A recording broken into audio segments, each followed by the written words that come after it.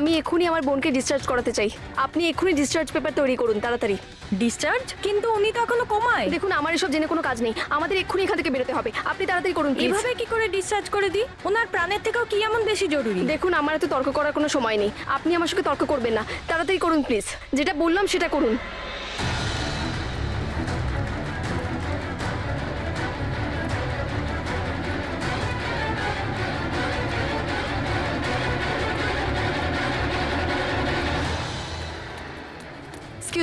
Excuse me, আমার দিদি স্বপ্নাকে এক্ষুনি ডিসচার্জ করাতে হবে, এক্ষুনি। ওর বিলের টোটাল অ্যামাউন্টটা বলবেন প্লিজ। Excuse me. মনে হয় খুব তাড়া আছে তোমার।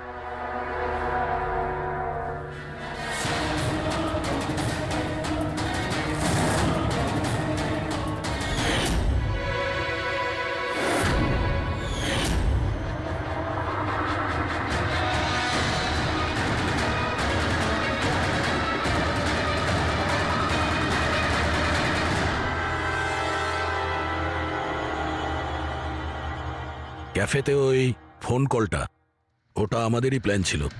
আমরা এটাই দেখতে চাইছিলাম যে ওই আহত মেয়েটার মিথ্যে খবরের জালে কে ফাঁসে। আর তুমি ফেসে গেলে। এটাও ভাবলে না যে সিআইডি তোমাকে ফলো করছে?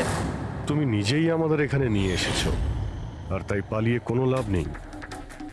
সেই জন্য তোমার জন্য এটাই ভালো হবে, নিজের অপরাধ স্বীকার করে নাও।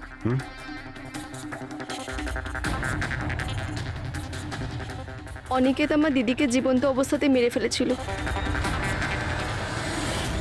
ওদের সিঙ্গাপুরে দেখা হয়েছিল, আর ও ওখানেই আমার দিদিকে বিয়ের মিথ্যে প্রতিশ্রুতি দিয়েছিল।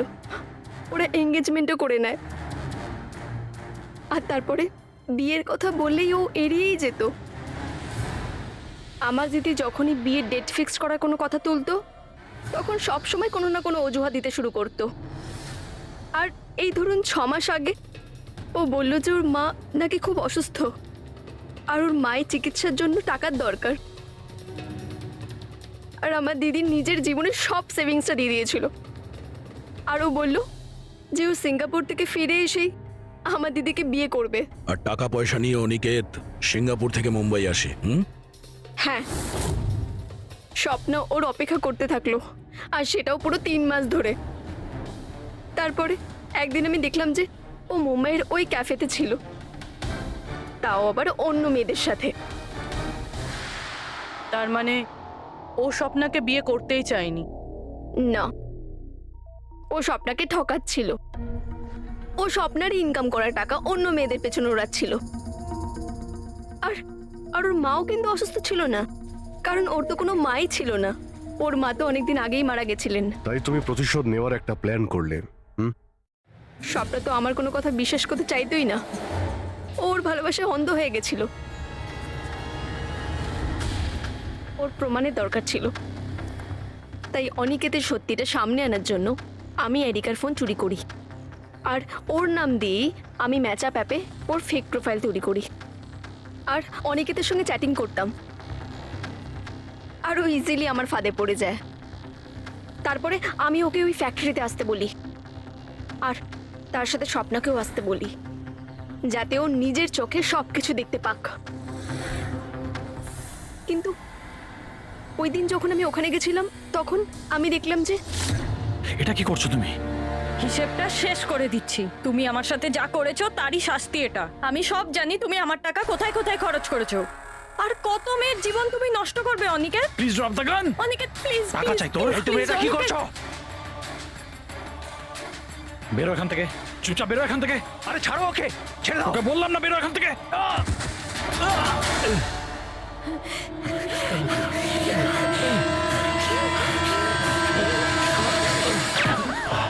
এই, গুলি করে দিলে, গুলি করে দিল। হ্যাঁ, খুন খুন করে দিয়েছে পুলিশ। এই আরেকটা গুলি কে চালালো? আরেকটা গুলি চালিয়েছে পুলিশ।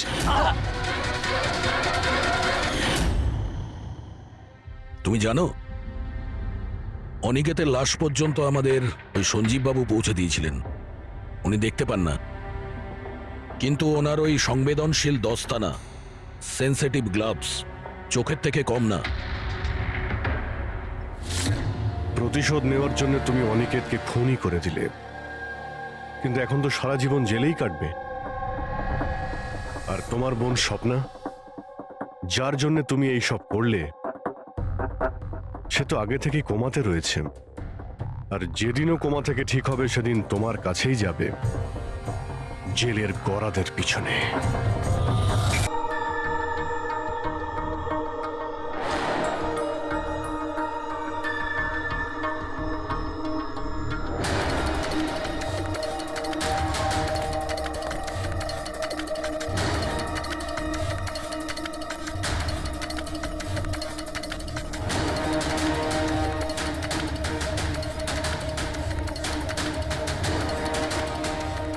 তোকে আজ মেরেই ফেলবো আমি।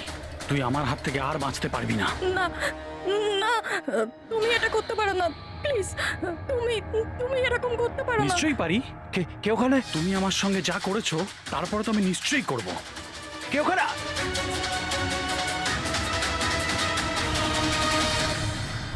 বাঁচাও, বাঁচাও, প্লিজ, প্লিজ হেল্প, বাঁচাও। তুমি এটা করতে পারো না, প্লিজ। কেউ আছো, কেউ আছো, বাঁচাও, please, please help, please, please বাঁচাও। ওখানে কে আছে? প্লিজ হেল্প, হেল্প, কেউ বাঁচাও আমাকে, প্লিজ। কেউ আছো, কেউ আছো, প্লিজ বাঁচাও আমাকে, প্লিজ, হেল্প, কেউ আছো। শোনো, শোনো, প্লিজ, লেগে যাবে আমার। এই কি করছো? এই তোমার হাতে ওটা কি? তুই নিজের কাজ কর। এই দেবো তোকে টাকা। তুমি এটা কি করছো? তোর মতো মেয়েরা না আমার কাছে শুধু টাকাই পাস। ছেড়ে দাও বললাম না, সর এখান থেকে। গান ছাড়, গান ছাড়, লেগে যায় বলছি। গান ছাড়, গান ছাড়।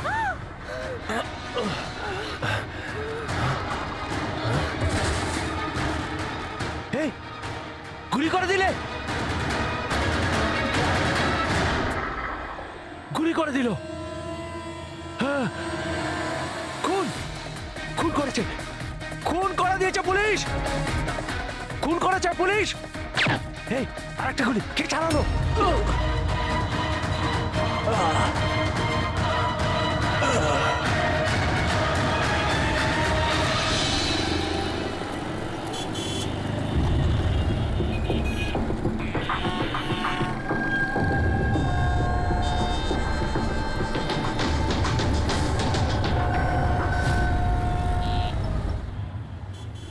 মাফ করবেন,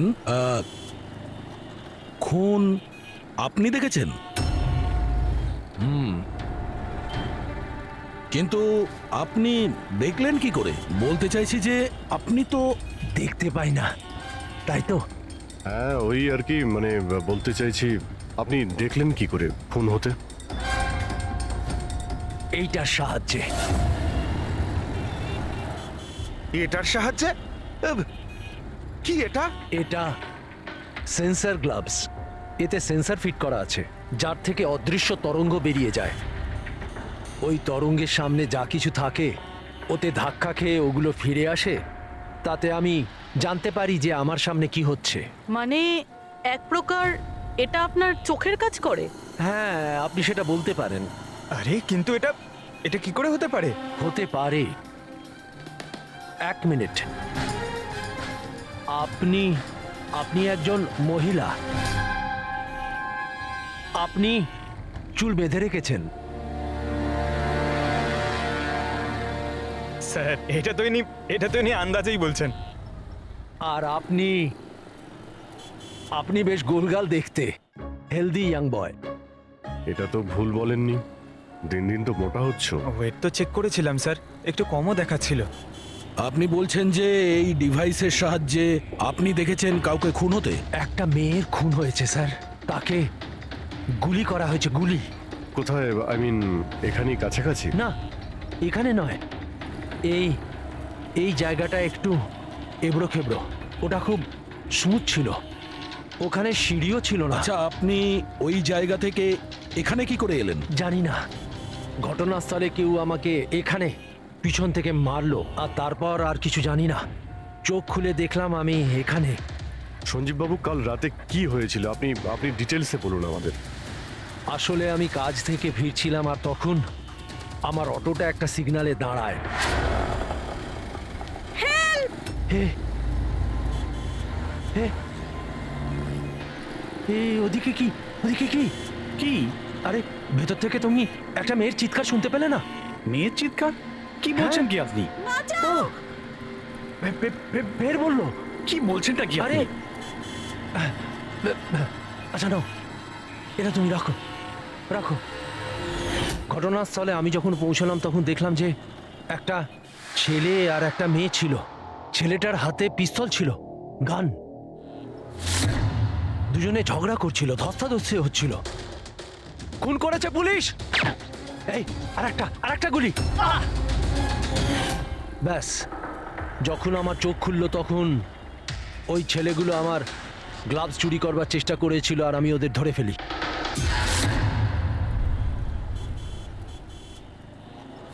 আর আপনি অজ্ঞান হয়ে যাওয়ার পরে খুনি আপনাকে এখানে নিয়ে এসছে আর এখানে ফেলে পালিয়ে গেছে। হ্যাঁ, হতে পারে। আচ্ছা, ওই জায়গাটা কোথায় যেখানে মেয়েটার গুলি লেগেছিল? না স্যার, আমি জানি না। আচ্ছা, আন্ধারিতে ওই অটো যে সিগন্যালে দাঁড়িয়েছিল, যেখানে আপনি মেয়েটার চিৎকার শুনেছিলেন, সেই জায়গাটা জানেন আপনি? মনে আছে? আই অ্যাম সরি, আমি এ ব্যাপারে আপনাদের হেল্প করতে পারবো না। ইটস ওকে, আপনি চিন্তা করবেন না, আমরা ওই জায়গাটার খোঁজ নিয়ে নেব। কিন্তু কি করে? ওই অটো ড্রাইভারকে জিজ্ঞাসা করব।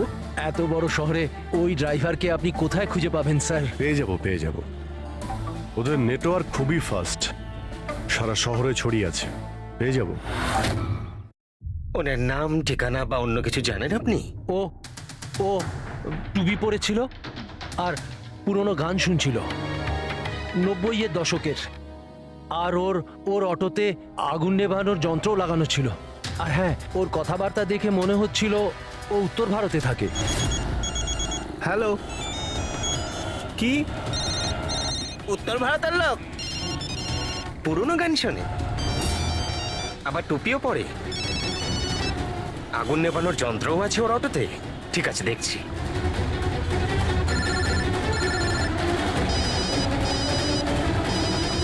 Hello hello Raju.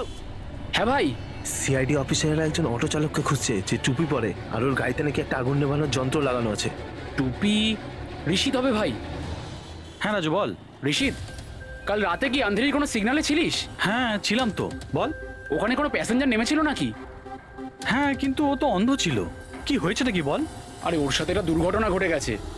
সিআইডির লোকেদেরকে নিয়ে এসেছে, তোর সাথে দেখা করতে চায়। সিআইডি? সঞ্জীব বাবু, দেখে বলুন তো যে এই অটোওয়ালা কিনা। মনে পড়ছে কিছু আপনার? হ্যাঁ স্যার, ইনিই তো ছিলেন।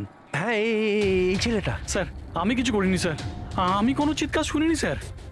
হ্যাঁ স্যার, ইনি চিৎকার শুনেছিলেন, কিন্তু আমার স্ত্রী অসুস্থ ছিল, আমার হসপিটাল যাওয়ার ছিল, তাই আমি ওনাকে ছেড়ে চলে গেছি। আরে ভয় পেও না, তোমায় কেউ কিচ্ছু বলবে না। তুমি বলো এই লোকটাকে তুমি কোথায় নামিয়েছিলে? এই তো এই সিগন্যালে ছেড়েছি স্যার। তারপর ওই সিগন্যাল থেকে কোন দিকে গিয়েছিলেন উনি? এই সামনের গলিটার মধ্যে স্যার। ঠিক আছে, তুমি যাও। Thank you very much, thank you. আসুন। আসুন সঞ্জীব বাবু। অটোওয়ালা আপনাকে এই গলির মধ্যে আসতে দেখেছিল। এখানে দুটো রাস্তা আছে, একটা এটা আর একটা ওটা।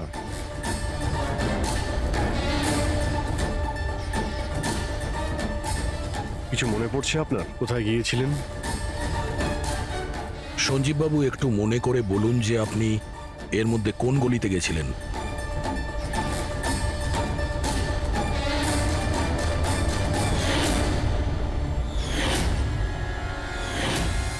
একটা পাখির মতো দেখতে মূর্তি ছিল।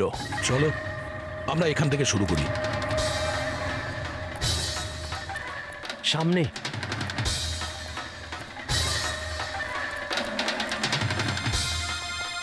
স্যার এই দেখুন। সঞ্জীব বাবু, দেখুন তো এই মূর্তিটাই কিনা। হ্যাঁ হ্যাঁ, এটাই।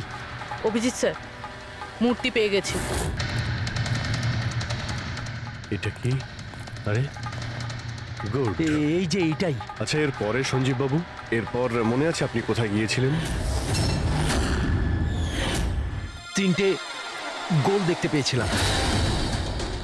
তোমরা ওই দিকটা দেখো, আমরা এদিকে যাচ্ছি।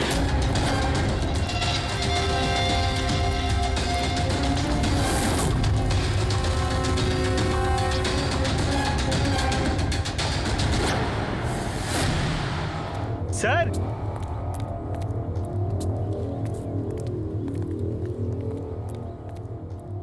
হ্যাঁ, এটা এটা রাউন্ড শেপ, একটা নিচে আর একটা। এরপর এরপর এরপর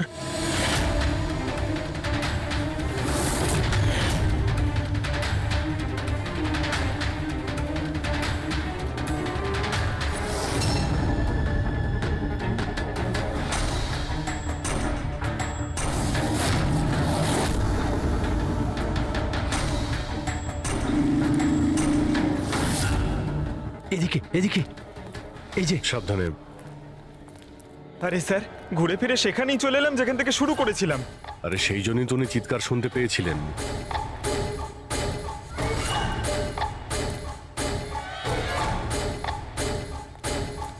স্যার, এই জায়গাটা একেবারে জনবসতির মাঝখানে, তাহলে গুলি চলার আওয়াজ কেউ শুনতে পাইনি কেন? কারণ গানে সাইলেন্সার লাগানো ছিল।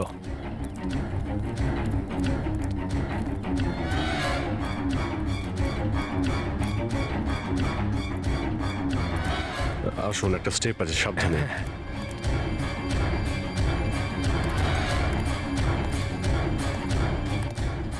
না না, ঠিক আছে।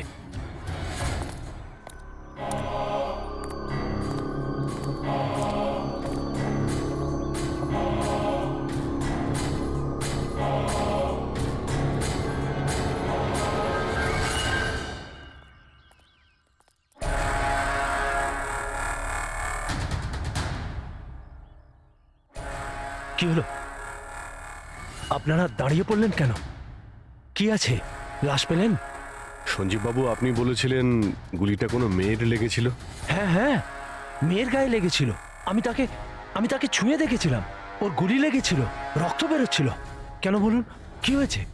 লাশ এখানে আছে, কিন্তু কোনো মেয়ের নয়, কোনো ছেলের। কি?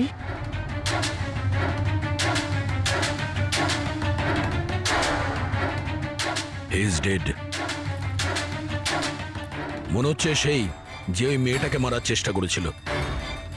স্যার, ওনার কথা অনুযায়ী এখানে দুটো গুলি চলেছিল। হয়তো হয়তো এই দ্বিতীয় গুলিটায় মারা গেছে।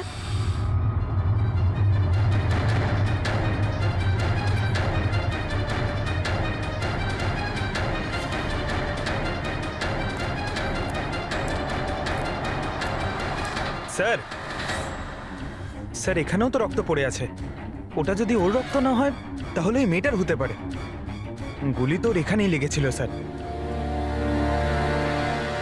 যদি মেয়েটার এখানে গুলি লাগে তো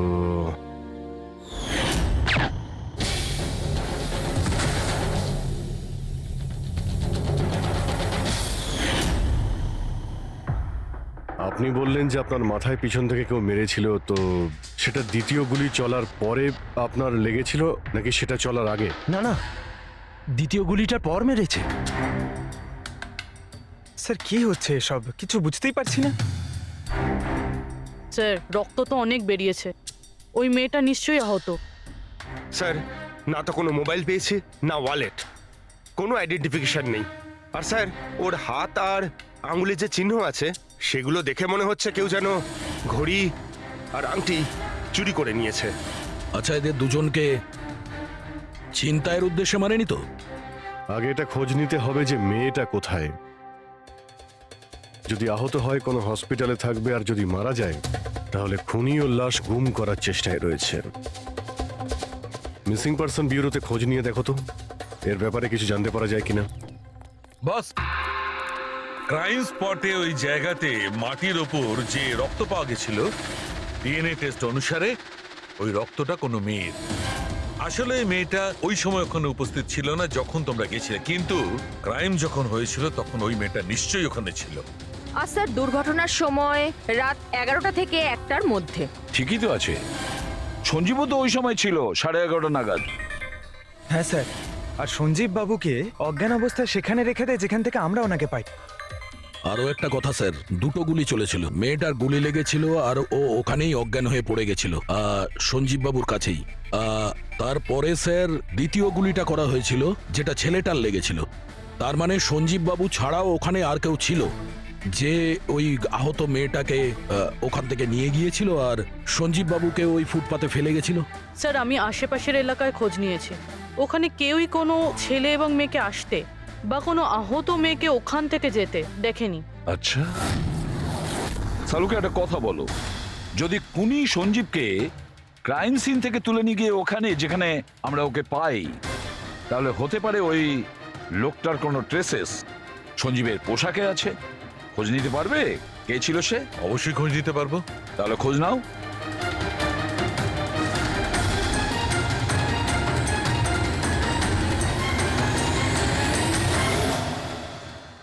স্যার, হ্যাঁ? লাশ শনাক্ত করা গেছে। ওর নাম হলো অনিকেত স্যার, আর ওর বাড়ির লোকজনও হারিয়ে যাওয়ার রিপোর্ট লিখিয়েছিলেন। অনিকেত, দেখুন আপনার ভাই অনিকেতের বডি আমরা বন্ধ কারখানায় পেয়েছিলাম। আপনারা কি বলতে পারবেন উনি কেন এখানে এসেছিলেন? আপনার ভাইয়ের খুন হয়েছে, আশা করব আপনারা আমাদের কাছে কিছুই লুকোবেন না। যদি আপনারা সত্যি না বলেন তাহলে আমরা তো খুনিকে ধরতেই পারবো না। স্যার এরকম কিছু নয় স্যার, গত কয়েকদিন ধরে খুবই অদ্ভুত বিহেভ করছিল। অদ্ভুত মানে? প্রায় বাইরে থাকতো স্যার, সারাদিন। আমরা অনেকবার জিজ্ঞাসা করার চেষ্টা করেছি, কিন্তু কিচ্ছু বলতো না। গতকাল সকালেও 11টা নাগাদ চলে গেছিল। কোথায় গেছিল কিচ্ছু বলেনি। সারা দিন ধরে স্যার ঘরে ফেরেনি, সকালে উঠে দেখি সারা রাতেও বাড়ি ফেরেনি। তারপরে গিয়ে আমি পুলিশের কাছে কমপ্লেন করি। তো সারাটা দিন ফোনে কোনো কথা হয়নি? স্যার আমি ওকে সারাদিন ধরে ফোনে কল করছিলাম, কিন্তু ফোনেই পাচ্ছিলাম না ওকে। এরকম কবে থেকে চলছিল? স্যার জানি না কবে থেকে, গত কয়েক বছর ধরে তো সিঙ্গাপুরেই ছিল।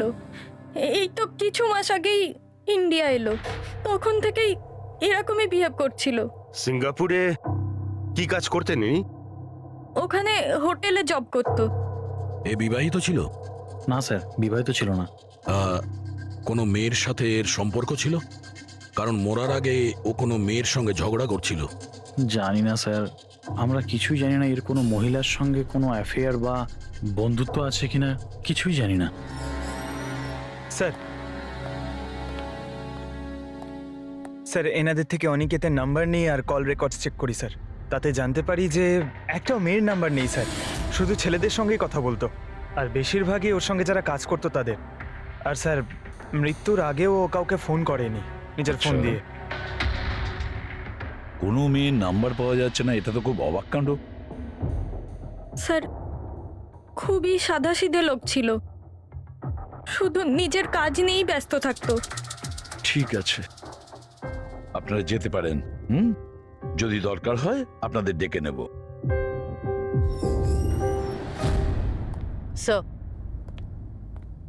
স্যার কালকে কারখানায় যাওয়ার আগে এই অনিকেত সারা দিন একই জায়গায় ছিল। কোন জায়গায়? Sir coffee shop. স্যার এর ক্রেডিট কার্ডের বিল থেকে এটা প্রমাণিত হয় যে এ সারাদিন ওই কফি শপে ওর ক্রেডিট কার্ড সোয়াইপ করেছিল। হ্যাঁ স্যার, ওর ফোনের লাস্ট লোকেশন ওই কফি শপই ছিল। কোন কফি শপ ছিল ওটা? Pillow coffee shop. যাও ওই পিলো কফি শপে আর খোঁজ নাও ও সারাদিন বসে কি করছিল। স্যার,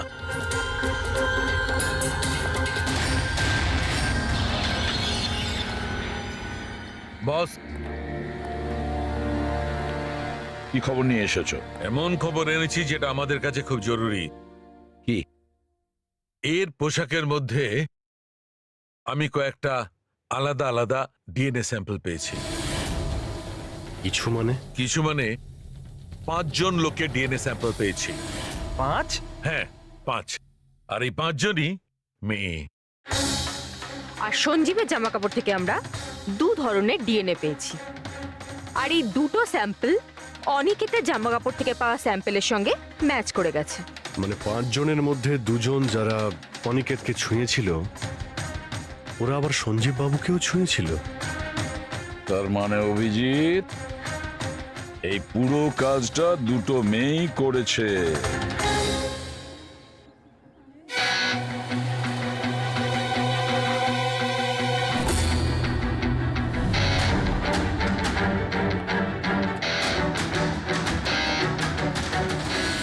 আচ্ছা এই ছবিটা দেখুন, আপনি একে চেনেন? কালে সারাদিন এখানে আপনার ক্যাফেতেই ছিল। হ্যাঁ স্যার, এ কালকে সারাটা দিন এখানেই ছিল, আর রাতে এই ধরুন 10:30 আশেপাশে এখান থেকে বেরিয়েছিল। এ একা ছিল নাকি এর সাথে আরো কেউ ছিল? নিতু, এদিকে একটু এসো। এই ফটোটা একটু দেখো, এ কালকে এখানেই ছিল না? এনাদেরকে এটা বলো যে এ কালকে একা ছিল না, কারোর সাথে ছিল। ইনি তো অনিকেত। ইনি কখনো একা আসতেন না, সবসময় ভিড় নিয়ে আসতেন। মহিলা আর মেয়েদের ভিড়।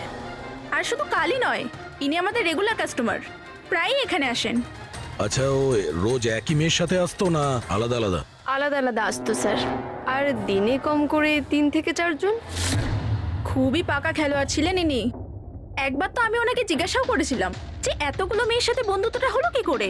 তো উনি আমাকে বলেছিলেন যে ওনার মোবাইলে একটা অ্যাপ আছে, কোনো ডেটিং অ্যাপ, ওখানেই ওনার এই মেয়েগুলোর সাথে পরিচয়।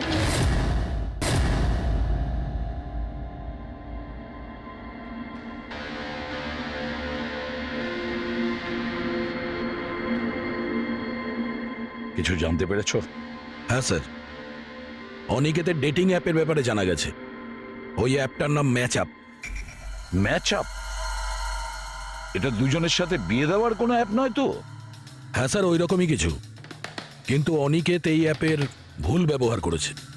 ও এই অ্যাপের সাহায্যে এতগুলো মেয়ের সঙ্গে কন্ট্যাক্ট করেছে স্যার, আর ওদের সঙ্গে বন্ধুত্ব করেছে। আর মনে হচ্ছে বিয়েও কাউকেই করতে চায়নি, শুধুমাত্র টাইম পাস করছিল। এই অ্যাপে শুধুমাত্র চ্যাটিংই হয়, আর কারো নাম্বার এই অ্যাপে শো করে না স্যার। স্যার আমরা অ্যাপ ডেভেলপ কোম্পানি থেকে 4টে মেয়ের ব্যাপারে খোঁজ নিয়েছি, অনিকেত যাদের খুব টাচে ছিল। ইনফ্যাক্ট মার্ডার হওয়ার দিনও ওদের সঙ্গেও ক্যাফেতে দেখা করেছিল। পুরবি কথা বলছে। প্রথম মেয়েটা হলো মোনা। হ্যাঁ, আমি দেখা করেছিলাম ওনার সাথে কফি শপে এই 4টে নাগাদ। কফি খেয়েছিলাম আর একটু কথাও বলেছিলাম আমরা। তারপর আমাকে বেরোতে হলো, আমার কিছু আর্জেন্ট কাজ ছিল। স্যার এ বলছে যে কফি শপের পরে ও বিউটি পার্লারে গিয়েছিল, আর ওখান থেকে একটা মুভির প্রিমিয়ারে। দ্বিতীয় জন হলো রূপালী। তাহলে বলো, তোমার কি বক্তব্য? ও অনেক দিন ধরে আমার পিছনে পড়েছিল, খালি বলতো দেখা করো দেখা করো। ভীষণই বোরিং ছিল, আই টেল ইউ। ওর সাথে 1 কাপ কফি যে আমি কিভাবে খেয়েছি, আর কফিটা শেষ হওয়ার সাথে সাথেই আমি ওখান থেকে বেরিয়ে গেছি। ও বলেছিল স্যার ও অনিকেতের সঙ্গে 6টার সময় দেখা করেছিল, আর তারপরও ফ্যামিলি ফাংশন অ্যাটেন্ড করতে আন্ধেরি গিয়েছিল। আর তৃতীয় অঞ্জু স্যার। ওর সাথে তো সময়টা বুঝতেই পারিনি। কত ভালো ভালো কথা বলতো, আপনি জানেন আমরা সেদিন কত কথা বললাম। হঠাৎ করে ও বললো ওকে কোথাও যেতে হবে। আমরা ডিসাইড করলাম যে আমরা আবার দেখা করব, আর তারপর চলে গেল। এই মেয়েটা কফি শপ থেকে বাইরে বেরই হয়নি। এর স্টেটমেন্ট অনুযায়ী ও কফি শপেই বসেছিল কফি শপ বন্ধ হওয়া পর্যন্ত, 12টা অবধি। স্যার এদের স্টেটমেন্ট আমরা ক্রস চেক করেছি, ঠিকই বলছে। স্যার সঞ্জীববাবু বলছেন কোনো মেয়ের গুলি লেগেছিল। এদের 3 জনকে চেক করা হলো, কিন্তু কোনো আঘাতের চিহ্ন নেই। তোমরা তো 4টে মেয়ের কথা বলেছিলে, তাহলে চতুর্থ মেয়েটি গেল কোথায়? স্যার 4 নম্বর মেয়েটা হলো এরিকা। আমরা এই অ্যাপের সাহায্যে ওর সঙ্গে কন্ট্যাক্ট করার চেষ্টা করেছিলাম, কিন্তু ও কোনো রেসপন্স করেনি। তাহলে এক কাজ করো, ওই মেয়েটার সঙ্গে গিয়ে দেখা করো।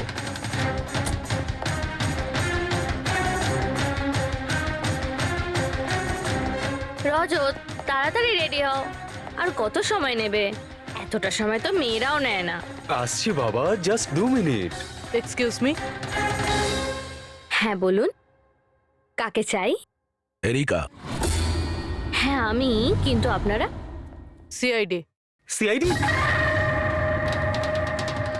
এসব কি? হ্যাঁ কি হয়েছে স্যার? স্যার কোনো প্রবলেম হয়েছে? আপনাকে আমরা মেসেজও করেছিলাম ম্যাচ আপ অ্যাপ থেকে। আপনাকে সিআইডি ব্যুরোতে আসতে বলেছিলাম, আপনি আসেননি, তো আমাদের আসতে হলো। Match up app? এটা কি? Dating app. Dating app? তুমি এই ডেটিং অ্যাপে কি করছো? হ্যাঁ শোনো, ওনাদের কোনো ভুল হচ্ছে, আমি কোনো ডেটিং অ্যাপে নেই। সেটা কিভাবে হতে পারে? আপনার প্রোফাইল আছে, আপনার ডিসপ্লে পিকচার রয়েছে। শুনুন, আমি একজন বিবাহিতা, আমি কোনো ম্যারেজ সাইট বা ডেটিং অ্যাপে নেই। ইনি আমার হাজব্যান্ড রজত, আর আমি ওনার সাথে বিয়ে করে খুব হ্যাপি। আমার এসব করার কোনো প্রয়োজন নেই। ম্যাডাম, আপনি যদি সত্যি বলেন তাহলে এটা কি আপনার প্রোফাইলে এই ডেটিং অ্যাপে কি করে? দেখুন, আমি সত্যি বলছি, আমি জানি না এটা কি।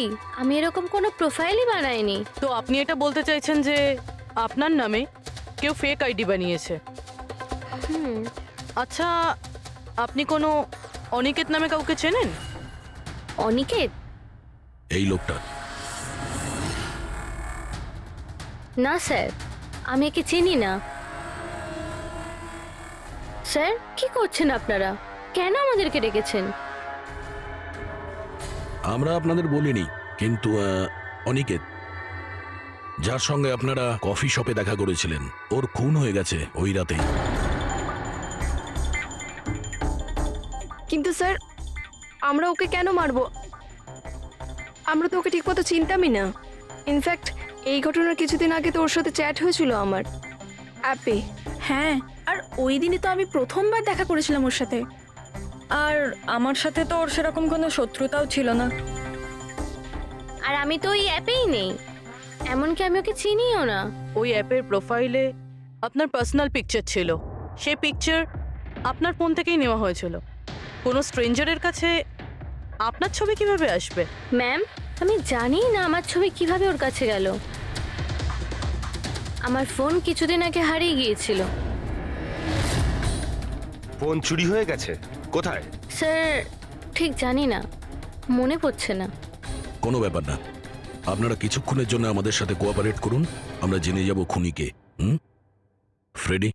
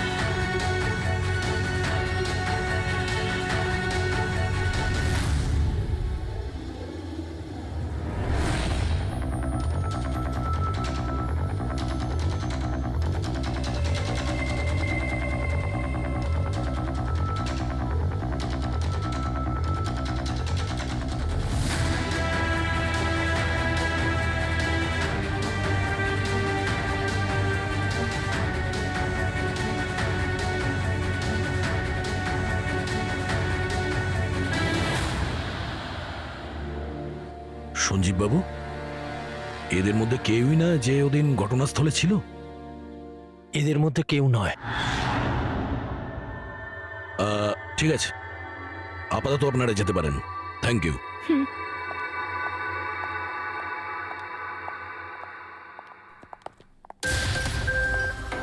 না স্যার, এদের মধ্যে তো কেউ না। স্যার, বাকি তিনজনের মতন ওরও কোনো চোট নেই, কিন্তু কিন্তু ওই মেয়েটার আঘাত ছিল, চলার অবস্থাই ছিল না। কিন্তু সালুকে যে আমাকে বলল ও সঞ্জীবের পোশাকে যে ডিএনএ টেস্ট করেছিল তাতে তো দুটো মহিলার ট্রেসেস পাওয়া গেছে। ঠিক আছে, কিন্তু একজন আহত হতে পারে, আরেকজন সেও তো ওই চারজনের মধ্যে একজন হতে পারে। স্যার, এই চারজনের জল খাওয়ার গ্লাসগুলো ফরেন্সিকে পাঠিয়ে দিয়েছি, রিপোর্ট আসবে। স্যার, হ্যাঁ স্যার, ওই দুটো মেয়ের ডিএনএ এই চারজনের সঙ্গে ম্যাচ করেনি। কি ম্যাচ হচ্ছে না? তাহলে মেয়ে দুটোকে পাবো কি করে? এক মিনিট। কি হলো সঞ্জীব?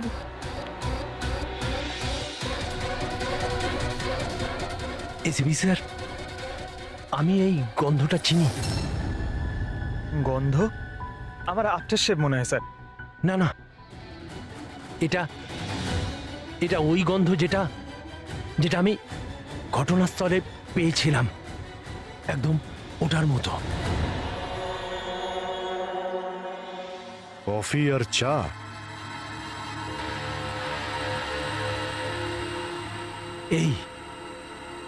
এই গন্ধটা, ঘটনাস্থলে এই গন্ধটাই ছিল।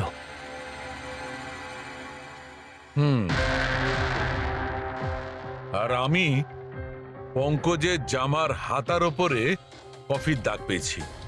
হ্যাঁ স্যার, ওই সকালে কফি বানাচ্ছিলাম না, তাই একটু পড়ে গেছিল।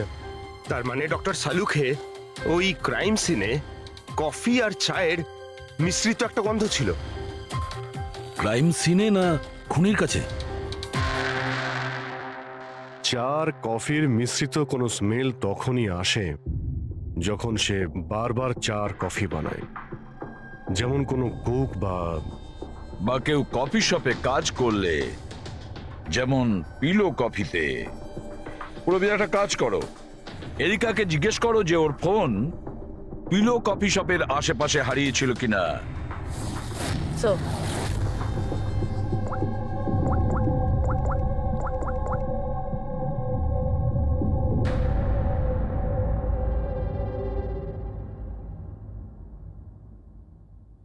স্যার, হ্যাঁ স্যার ওনার ফোন ওখানেই হারিয়েছিল, ওই কফি শপে।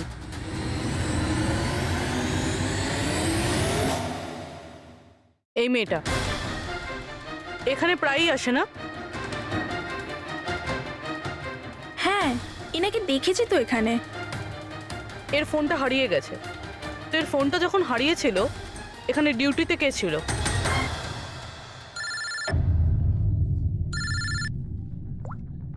হ্যালো, হ্যাঁ ফ্রেডি। ও গুড, ঠিক আছে, আমরা এক্ষুনি ওখানে পৌঁছচ্ছি। পুরবি, সো ফ্রেডির ফোন ছিল। ওই হসপিটালটার খোঁজ পাওয়া গেছে যেখানে ওই আহত মেয়েটা ভর্তি আছে। স্যার, ওই মহিলাই যে অনিকেতের খুন করেছিল? হ্যাঁ, ওই মেয়েটা। আমাদের এক্ষুনি ওখানে যেতে হবে। স্যার, আমাদের এখন বেরোতে হবে, কিন্তু যতক্ষণ অবধি জিজ্ঞাসাবাদ কমপ্লিট না হচ্ছে কেউ কফি শপ থেকে বেরোবে না।